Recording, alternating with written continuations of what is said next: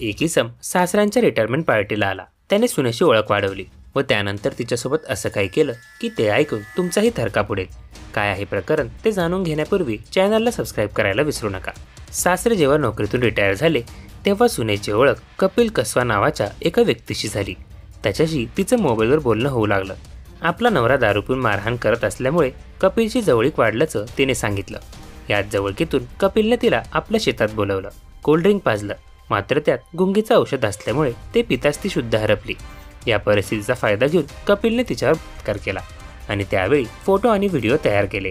हेच फोटो आणि video viral करण्याची धमकी देत कपिल सातत्याने तिच्यावर बलात्कार करत राहिला। कपिलमुळेच या महिलेने आपल्या पतीचं घर सोडलं आणि चुरूमध्ये राहू लागली। कपिलने तिथल्या एका NGO मध्ये तिला नोकरीला लावलं। त्यानंतर अनेकदा तिला झुंझुनू येथे बोलवून किंवा तिच्या ऑफिसमध्ये जाऊनही तो तिच्यावर बलात्कार करत राहिला असं सांगण्यात आलं आहे। सध्या कपिल कसवा याच्या विरोधात तक्रार नोंदवण्यात आली असून पोलीस अधिक तपास करत आहेत।